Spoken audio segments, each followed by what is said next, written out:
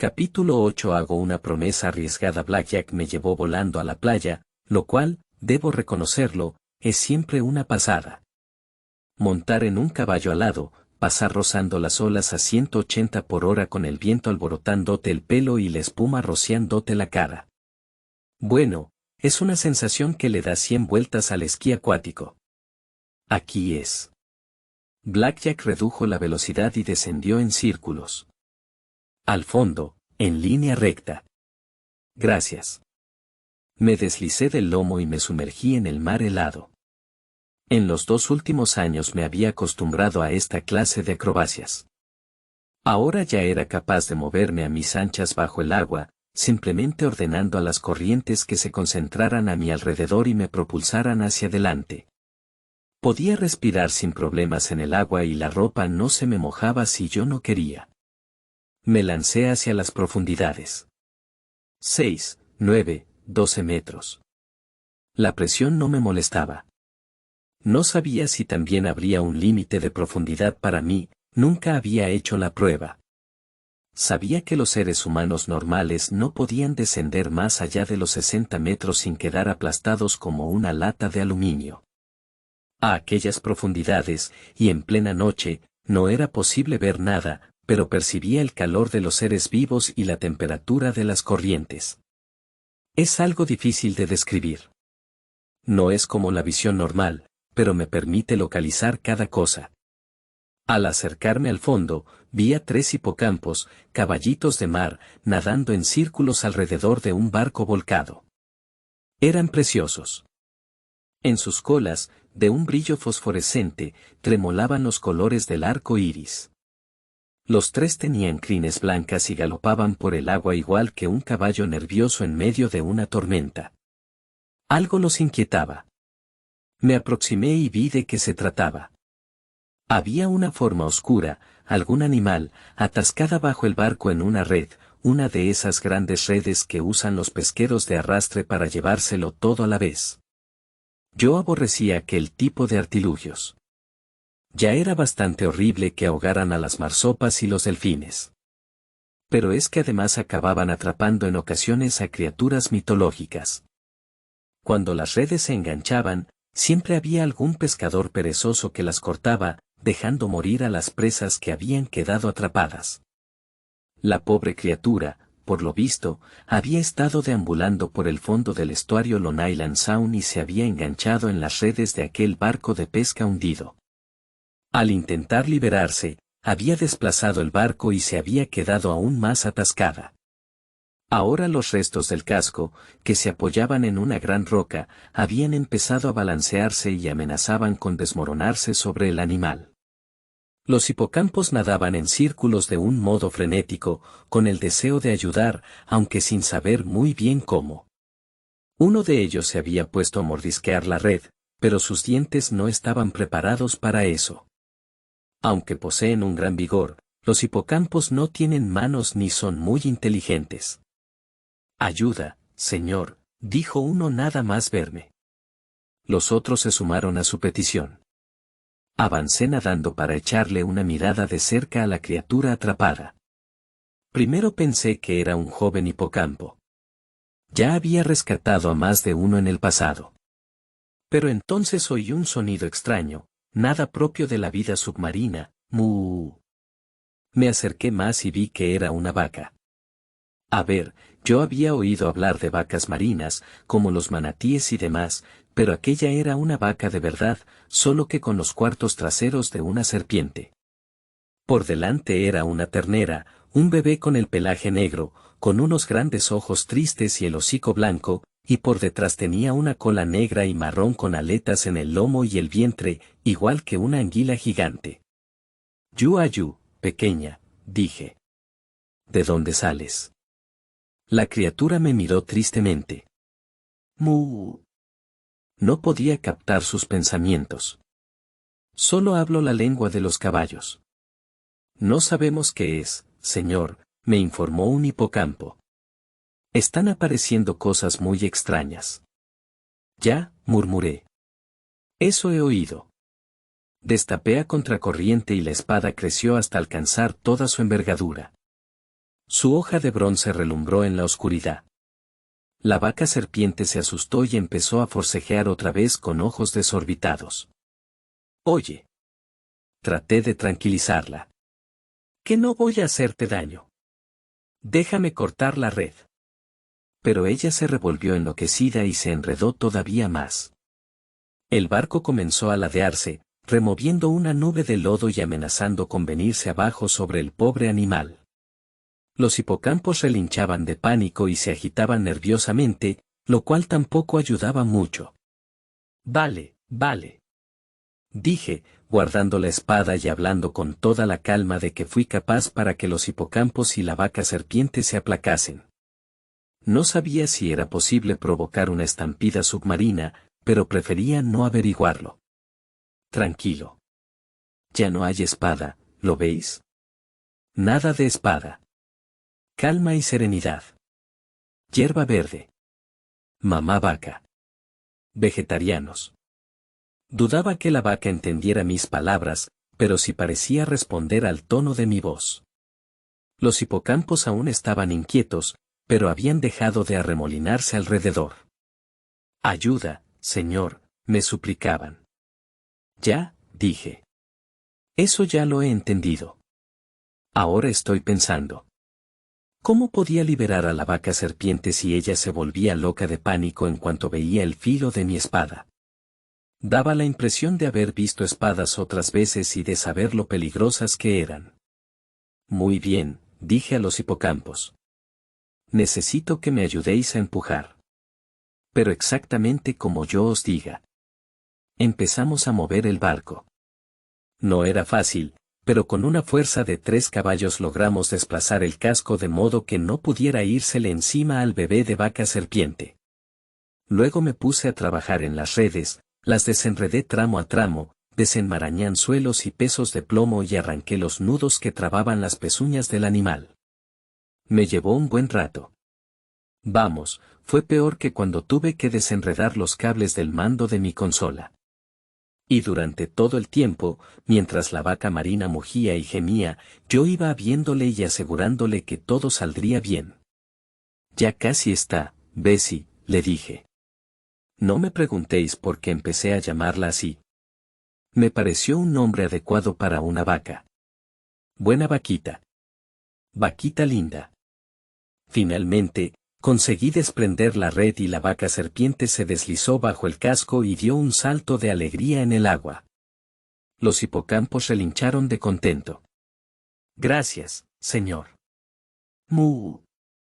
La vaca serpiente me rozó con el hocico y me miró con sus grandes ojos marrones. Bueno, dije, ya está. Vaca linda. Y no te metas en líos. Lo cual me recordó, cuánto tiempo llevaba bajo el agua. 1 hora por lo menos. Tenía que volver a la cabaña antes de que Argos y las arpías descubrieran que había violado el toque de queda. Salí disparado hacia la superficie. En cuanto emergí, Blackjack bajó zumbando, dejó que me agarrase de su cuello y me alzó por los aires para llevarme otra vez a tierra. Ha habido éxito, jefe. Sí. Hemos rescatado a un bebé, de no sé qué. Pero ha costado mucho.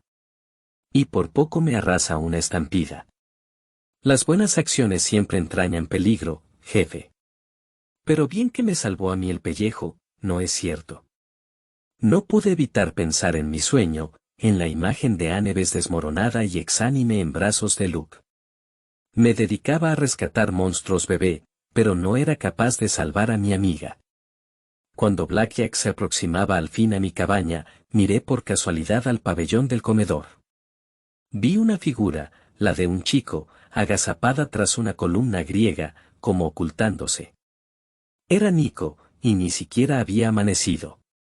No era ni de lejos la hora del desayuno. ¿Qué andaba haciendo por allí? Vacilé. Lo último que deseaba era escucharle hablar de su juego de mitomagia. Pero no. Algo ocurría. Se veía en su modo de agazaparse. Blackjack, dije, déjame allá abajo, ¿quieres? Detrás de esa columna. A punto estuve de fastidiarla. Subía por las escaleras que Nico tenía a su espalda. Él no me había visto y seguía detrás de la columna, asomando la cabeza y pendiente de lo que sucedía en la zona del comedor. Lo tenía a poco más de 1 metro y ya iba a preguntarle, pero, ¿qué haces, chaval?, cuando se me ocurrió que estaba haciendo lo mismo que Grover, espiar a las cazadoras. Se oían voces. 2 chicas hablando en una de las mesas. A aquellas horas. Saqué del bolsillo la gorra de Anneves y me la puse. Al principio no noté nada, pero al alzar las manos no me las vi. Me había vuelto invisible. Me deslicé a hurtadillas junto a Nico y avancé. No veía bien a las chicas en la oscuridad, pero reconocí sus voces, eran Zoe y Bianca. Parecían discutir. Eso no se cura, decía Zoe. O no tan deprisa, al menos.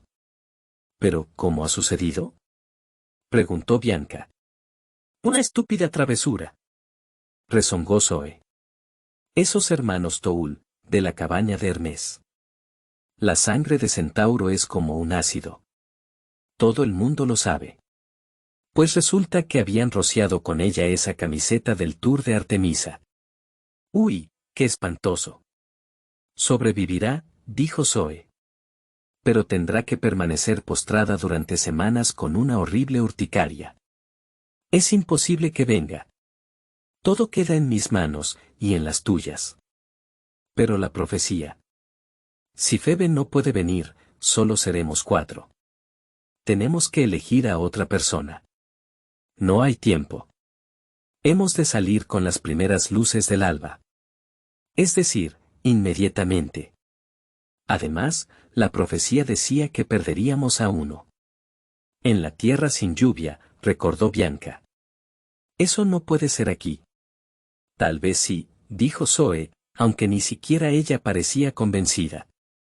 El campamento tiene una frontera mágica y nada, ni las nubes ni las tormentas, puede cruzarla sin permiso. O sea que podría ser una tierra sin lluvia. Pero, Bianca, escúchame.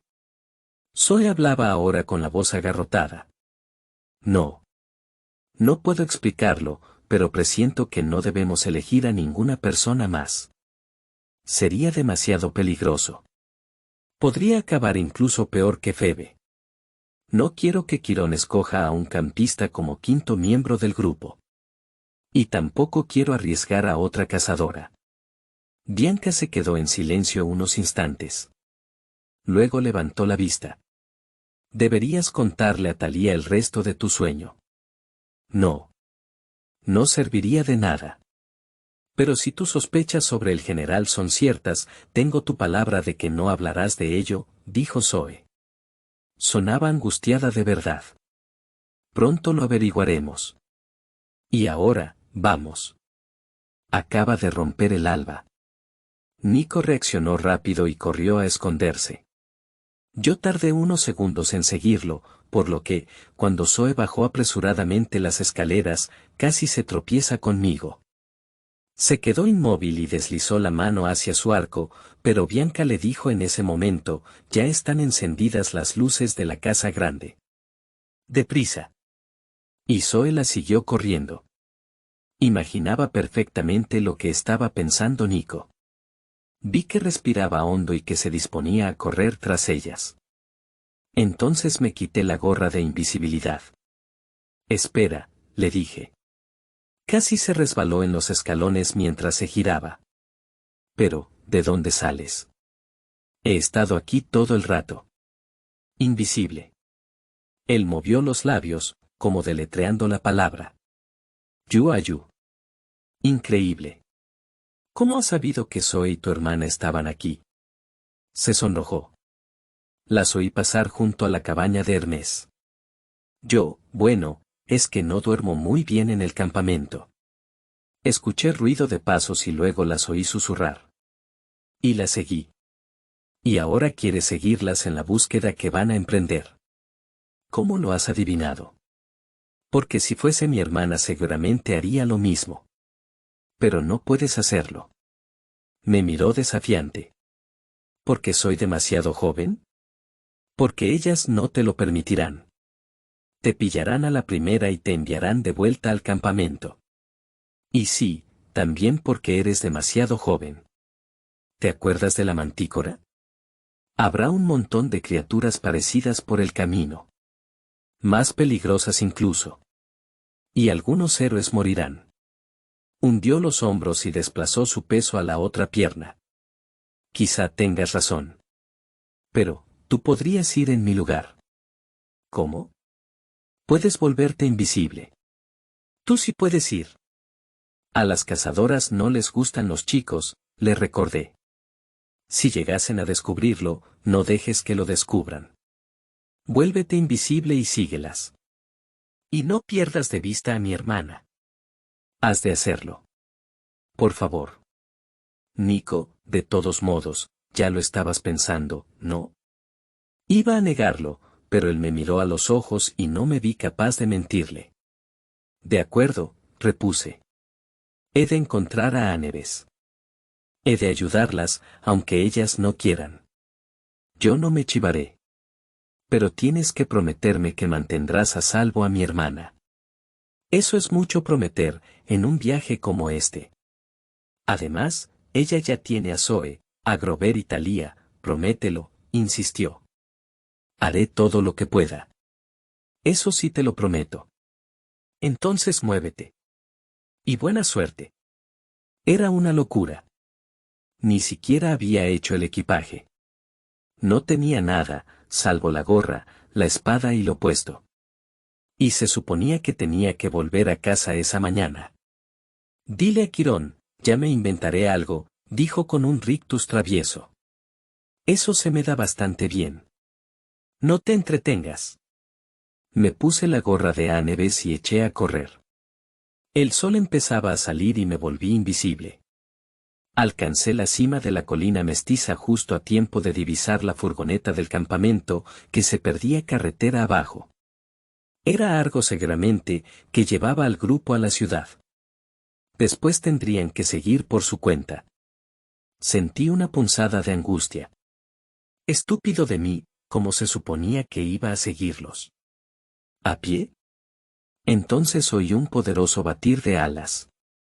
Blackjack se posó a mi lado y empezó, como quien no quiere la cosa, a mordisquear unos tallos de hierba que asomaban entre el hielo. Si tuviera que apostar, jefe, diría que necesita un caballo para darse a la fuga. ¿Qué dice? ¿Le interesa? Se me hizo un nudo en la garganta de pura gratitud. Aún así logré responder, sí. Volando.